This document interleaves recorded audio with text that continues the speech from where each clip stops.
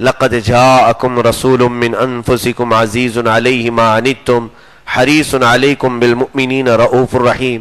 اللہ فرماتا ہے بے شک تمہارے پاس وہ رسول آیا جس کی 3 عادتیں بیان کی اللہ نے.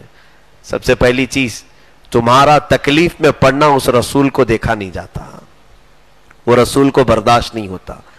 دوسرے، حریص علیکم بالمؤمنین، وہ اگر کسی چیز کے طلبگار ہیں دنیا میں تو صرف تمہارے ایمان کے، تم ایمان لاؤ بس، حضور راضی ہیں. تیسری چیز، رؤوف الرحیم، نہایت ہی نرم دل اور شفقت کرنے والا رسول. 3 اوصاف قرآن نے نبی کونین صلی اللہ علیہ وسلم کے اس آیت میں بیان کی. یقیناً میرے عزیزو، اس نبی کے درد کو آپ کیا محسوس کریں گے جو رات رات بھر ہماری مغفرت کے لیے کھڑے ہوتے تھے. عزیز علیہ ما عنتم کی اگر تفسیر کروں تو بہت طویل ہو جائے گی. حضور پاک صلی اللہ علیہ وسلم تو بجلیاں کڑکتی تھی تو بھی روتے تھے کہ اے مولا یہ بجلیاں میری امت پر عذاب نہ بن جائیں. حضور پاک صلی اللہ تعالی علیہ وسلم کسی بھی ایسی تکلیف دینے والی چیز کو دیکھتے جو ان کی امت کو تکلیف دے سکتی ہے اس سے بچنے اور بچانے کی تلقین فرماتے. حتیٰ کہ کسی جگہ سے گزر رہے تھے، ایک قبر کے پاس کھڑے ہو گئے، اللہ کے حبیب صلی اللہ علیہ وسلم خود تسبیح بیان کرنے لگے، تسبیح اور پڑھنے لگے. صحابہ سے بھی کہا تسبیح پڑھو تسبیح پڑھو. جب ذکر ہوا تسبیح ہوئی، صحابہ نے پوچھا کیا بات ہے؟ کہا یہ دونوں قبروں والوں پر بہت عذاب ہو رہا تھا، بہت عذاب ہو رہا تھا، مجھ سے دیکھا نہیں گیا. صحابہ نے یہ بھی پوچھا کہ ان کا عذاب کس وجہ سے تھا یا رسول اللہ صلی اللہ علیہ وسلم؟ اس میں ایک وجہ میرے آقا نے فرمائی، ایک قبر میں جو سویا ہے اس پر عذاب اس لیے ہو رہا ہے کہ وہ پیشاب کے چھینٹوں سے بچتا نہیں تھا. یہ بھی وجہ ہے. میرے عزیزوں، اللہ کے حبیب صلی اللہ علیہ وسلم قبر میں ہونے والے حالات سے بھی واقف ہیں. عرض یہ کرنا ہے کہ عذاب کسی اور پر ہو رہا ہے، بے قراری میرے مصطفیٰ کو ہو رہی ہے، میرے آقا صلی اللہ علیہ وسلم کو ہو رہی ہے. آج ہمارا نوجوان یہ سمجھتا ہے یہ میری لائف ہے، مجھے جینے دو، کوئی کیوں میرے لائف میں انٹرفیئر کر رہا ہے؟ آپ کیوں زبردستی میری زندگی میں داخل ہونے کی کوشش کر رہے ہو؟ ارے نادان، صرف یہ تیری زندگی نہیں ہے، تیری زندگی جڑی ہے مصطفیٰ کریم صلی اللہ علیہ وسلم سے. اگر تم مسلمان نہ ہوتے تو میں کبھی تم کو نہیں بولتا. تم اگر اپنی صحت کو بھی برباد کرو گے تو تکلیف میرے آقا کو بھی ہوگی. تم اپنی صحت کو برباد کرتے ہو تو جہاں تمہاری ماں روتی ہے تمہارے باپ روتے ہیں. تم ہمیشہ نوجوان بچے یہ سوچتے ہیں کہ میری زندگی سے کسی کو کیا فرق پڑتا ہے. فرق بہت پڑتا ہے. جب تم باپ بنو اور تمہارا بچہ تمہارے سامنے تڑپنے لگے بیمار ہو کر، تمہیں اندازہ ہوگا دوسروں کی تکلیف کیا ہوتی ہے. تمہارے جگر کا ٹکڑا ہوتا ہے جو سامنے تڑپ رہا ہوتا ہے. یہ تو باپ اور ماں کی محبت اپنے بچوں کے ساتھ ہے. قرآن تو کہتا ہے النبی اولا بالمؤمنین من انفسہم، نبی تو مومنوں سے ان کی جان سے زیادہ قریب ہیں. تمہاری تکلیف رسول پاک صلی اللہ علیہ وسلم تک ہوتی ہے. میرے آقا کی بات تو یہ تھی کہ اگر وہ منبر پر خطبہ دے رہے ہیں اور قریب پڑی ہوئی لکڑی رو رہی ہے، وہ خطبہ چھوڑ کر کے چلے آئے، لکڑی کو اٹھا لیا.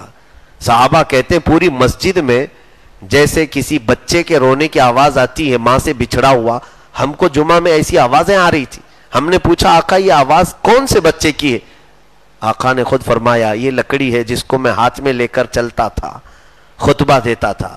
آج میں نے اس کو چھوڑ دیا تو میری جدائی میں وہ رونے لگی اور اس کا رونا مجھ سے دیکھا نہ گیا، میں خطبہ چھوڑ کر کے اتر آیا.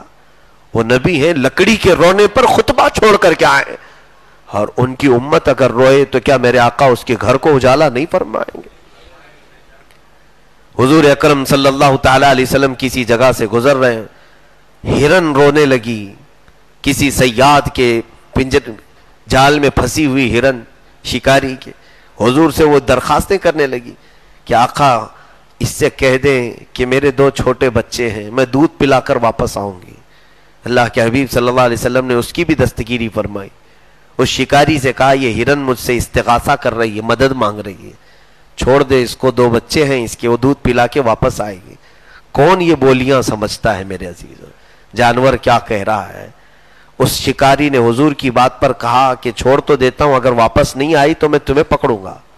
حضور نے فرمایا جانور میرے ساتھ وعدہ خلافی نہیں کرتے. ہرن کو چھڑوایا. تھوڑی دیر کے بعد ہرن اپنے دونوں بچوں سمیت واپس آئی. وہ دیکھ کر اس دیہاتی نے اسلام قبول کیا. میرے آقا صلی اللہ علیہ وسلم کی یہ جو کیفیات ہیں، کوئی جانور روئے تو آقا اس کے قریب جائے. ایک صحابی کا اونٹ سرکش ہو گیا تھا، بدک گیا تھا، ہاتھ میں نہیں آتا تھا، تو کوئی پکڑنے جائے تو اس کی تو کھوپڑی پکڑ لیتا تھا. حضور کے پاس آئے، کہا میرا اونٹ سرکش ہو گیا ہے. سارے صحابہ کے ساتھ حضور گئے، اس اونٹ کے قریب جانے لگے تو صحابہ نے کہا آقا قریب مت جائیں، وہ سرکش ہو گیا ہے، نقصان نہیں پہنچا دے. حضور نے فرمایا کوئی جانور مجھے ایذا نہیں دے گا، اس لیے کہ وما ارسلناک الا رحمت للعالمین، اللہ نے سارے جہانوں کے لیے انہیں رحمت بنایا. وہ تو جانوروں کے بھی لیے رسول تھے، رحمت تھے. قریب گئے تو وہ جو سرکش اونٹ تھا کئی لوگوں کی کھوپڑیاں پکڑ چکا تھا، میرے آقا صلی اللہ علیہ وسلم کے قدموں میں سر جھکائے کھڑا ہے اور چپڑ چپڑ چپڑ چپڑ اس کے ہونٹ ہل رہے. حضور اکرم صلی اللہ علیہ وسلم سنتے رہے کافی دیر تک. اس کے بعد اونٹ کے مالک کو بلائے جو صحابی تھے، کہا ادھر آؤ.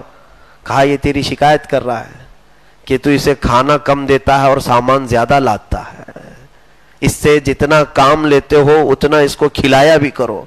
اس صحابی نے کہا ہاں آقا آپ کی بات پر اس کو جتنا چاہیے وہ میں کھلاؤں گا. تو اونٹ سے کہا اب تو راضی ہے؟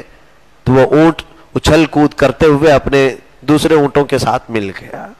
یہ میرے آقا صلی اللہ علیہ وسلم کے وہ معاملات ہیں کہ جانور بھی اگر کسی بات کی شکایت کرے تو میرے آقا اس کی طرف توجہ فرماتے تھے، اس کے لیے توجہ فرماتے تھے. مدینہ طیبہ میں مسجد نبوی کے باہر کھڑے ہیں، ایک بد زبان عورت تھی مدینے کی، وہ قریب میں آئی. پورے مدینے والے جانتے تھے اس کو پاگل عورت ہے، بولتی ہے تو بہت برا بولتی ہے. حضور اکرم صلی اللہ علیہ وسلم صحابہ کے ساتھ کھڑے، وہ قریب آ گئی. صحابہ کہنے لگے ہٹو ہٹو، حضور کو بچا کے الگ کرنے لگے، اس عورت کو دور کیے. اللہ کے حبیب صلی اللہ علیہ وسلم نے فرمایا نہیں، اسے قریب آنے دو، بات کرنے دو.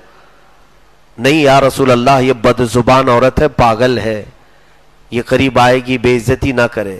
اللہ کے حبیب صلی اللہ علیہ وسلم نے کیا فرمایا؟ یہی ہے عزیز علیہ ما عنتم کی بات. میرے آقا فرماتے اے صحابہ پتہ ہے پورے مدینے میں اس کی کوئی بات نہیں سنتا، اگر میں بھی نہ سنوں تو کون سنے گا. عزیز علیہ ما عنتم کی تفسیر بڑی طویل ہے میرے عزیز.